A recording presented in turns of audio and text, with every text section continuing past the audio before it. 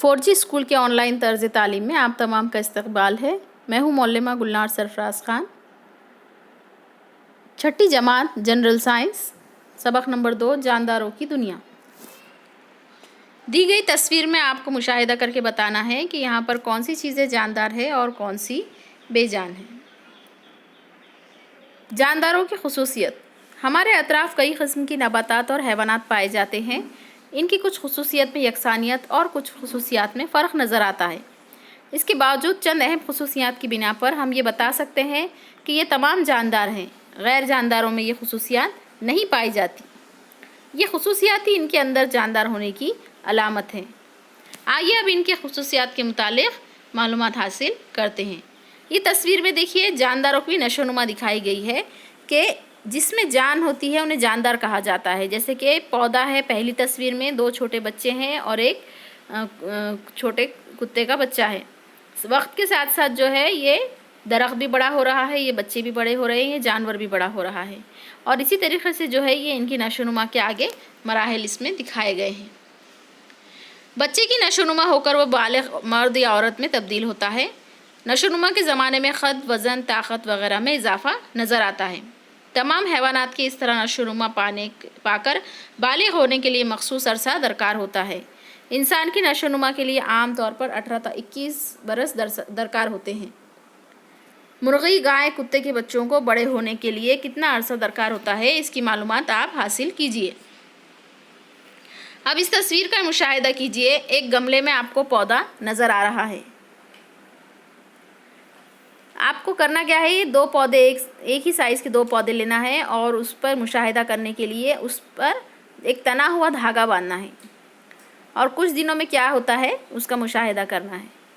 گملے میں اگا ہوا ایک پودا لے کر اس کے سرے کو دھاگا باندھیے اور اس کا دوسرا سرا اوپر کی کیل یا کھونٹی کو تان کر باندھیے۔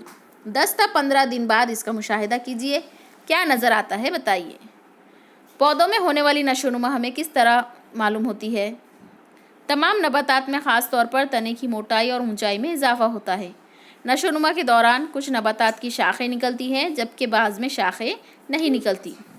تمام جانداروں میں نشو و نما کے باوجود حیوانات کی نشو و نما مخصوص عرصے تک ہی ہوتی ہے، لیکن نباتات کی نشو و نما جب تک وہ زندہ رہیں ہوتی رہتی ہے۔ جانداروں میں نشو و نما کے جسم کے اندر ہوتی رہتی ہے، یعنی جسم کے تمام حصوں کی نشو و نما ہوتی ہے۔ برگد اور ناریل کی نشو و نما یہاں پر تصویر میں دکھائی گئی ہے۔ نشو و نما کے لیے غذا کی ضرورت: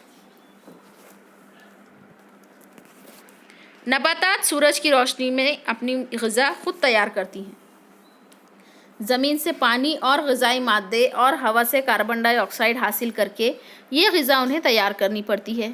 یہ عمل نباتات کے پتوں میں ہوتا ہے۔ پتوں میں خضرہ یعنی کلوروفل کی مدد سے سورج کی روشنی میں یہ عمل ہونے کی وجہ سے غذا تیار ہونے کے اس عمل کو شعاعی ترکیب کہتے ہیں۔ اس عمل کے دوران نباتات آکسیجن گیس خارج کرتے ہیں۔ نباتات کے پتوں میں خضرے کی موجودگی کی وجہ سے وہ ہرے نظر آتے ہیں۔ اب دیکھیے یہ تصویر میں شعاعی ترکیب کا عمل دکھایا گیا ہے۔ ایک چھوٹا پودا ہے جو کہ سورج کی روشنی کی مدد سے اپنی غذا خود تیار کر رہا ہے۔ وہ زمین سے پانی اور غذائی اجزاء لے رہا ہے اور کاربن ڈائی آکسائیڈ کو جذب کر کے آکسیجن وہ ہمیں باہر فراہم کر رہا ہے۔ اب یہ تو نباتات میں ہو گیا، لیکن حیوانات میں خضرہ نہیں پایا جاتا۔ وہ اپنی غذا خود نہیں تیار کرتے، وہ اپنی غذا تلاش کرتے ہیں۔ بھیڑ، بکری، گھوڑا جیسے حیوانات گھاس کھاتے ہیں، جبکہ شیر ببر جیسے جنگلی جانور سبزی خور حیوانات کا شکار کر کے اپنی غذائی ضرورت پوری کرتے ہیں۔ غذا کا استعمال اور اس کی وجہ سے ہونے والی نشو و نما جانداروں کی خصوصیت ہے۔ تنفس: اپنی ناک کے پاس یا اپنے سینے پر ہاتھ رکھیے۔ آپ کیا محسوس کرتے ہیں؟ سوئے ہوئے کتے کی پیٹ کی حرکت کیسی نظر آتی ہے؟ جانداروں کو زندہ رہنے کے لیے آکسیجن کی ضرورت ہوتی ہے۔ آکسیجن جذب کرنے اور اس کے استعمال کے بعد جسم میں تیار ہونے والی کاربن ڈائی آکسائیڈ خارج کرنے کے عمل کو تنفس کہتے ہیں۔ مچھلیاں، سانپ، چوہے، سونڈی، جھینگر جیسے حیوانات میں تنفس کے لیے مخصوص اعضاء پائے جاتے ہیں۔ जबकि नबातात इनके तनों और पत्तों पर खुर्दबीनी मसामात के ज़रिए तनफ़ुस का फ़ेल अंजाम देते हैं। इस तस्वीर में देखिए जानदारों में तनफ़ुस बताया गया है कि इंसान किस तरीक़े से नाक से सांस लेता है और वो सांस उसके फेफड़े में जाती है। फेफड़े ये जो है हमारे ये गुब्बारे की तरह होते हैं। जब हम सांस लेते हैं तो ये फेफड़े फूल जाते हैं और जब हम सांस खारिज करते हैं तो ये सिकुड़ जाते हैं। लेकिन मछली हमारी तरह सांस नहीं लेती। मछली पानी में मौजूद ऑक्सीजन को जज़्ब करती है और इसके लिए उसे फेफड़े नहीं बल्कि गलफड़े होते हैं। तनफ़ुस जानदारों की एक खुसूसियत है। इखराज हैवानात के जिस्म में होने वाले दूसरे कई आफ़ाल के दौरान बेकार मादे तैयार होते हैं। इन्हें फासिद मादे कहते हैं। इन फासिद मादों को जिस्म के बाहर खारिज करने के अमल को इखराज कहते हैं। हैवानात में इखराज के लिए मुख्तलिफ आज़ा पाए जाते हैं। नबातात में भी इखराज का अमल होता है। मसलन कुछ नबातात में मखसूस मौसम में पत्ते झड़ते हैं। नबातात के पत्तों में जमा फासिद मादे पत्तों के साथ गिर जाते हैं। दरख्त की तस्वीर देखिए। पतझड़ के मौसम में पत्ते क्यों झड़ते हैं? ये एक अहम सवाल है जिसका जवाब हमने आज ढूंढ लिया है कि जिस तरीक़े से इंसान के जिस्म से फासिद मादों का इखराज होता है, तमाम जानदारों के जिस्म से फुजले की शक्ल में फासिद मादों का इखराज होता है, उसी तरीक़े से नबातात के भी पत्तों के ज़रिए उनके जो फासिद मादे होते हैं जिसकी उन्हें ज़रूरत नहीं होती है वो पत्तों में जमा होकर फिर वो पत्तों के ज़रिए उन्हें वो ख़त्म कर देता है दरख्त।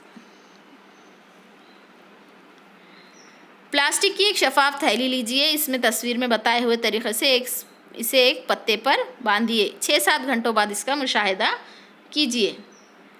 थैली की अंदरूनी सतह पर पानी के ख़तरे नज़र आते हैं, यानी नबातात आबी बुखारात की शक्ल में पानी खारिज करते रहते हैं।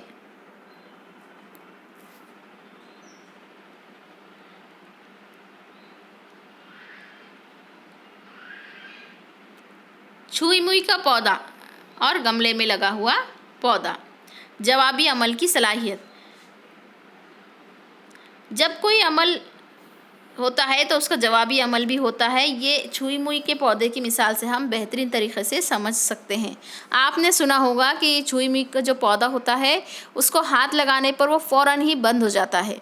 इसी तरीक़े से अगर आपकी आंखों पर अचानक रोशनी पड़ जाए तो आप फ़ौरन आंखें बंद कर लेते हैं, या फिर अगर आपके हाथ में अचानक सुई चुभ जाए तो आप हाथ खींच लेते हैं, या अगर आपने कुछ गर्म चीज़ पकड़ ली है तो फ़ौरन आप क्या करते हैं, अपना हाथ खींच लेते हैं।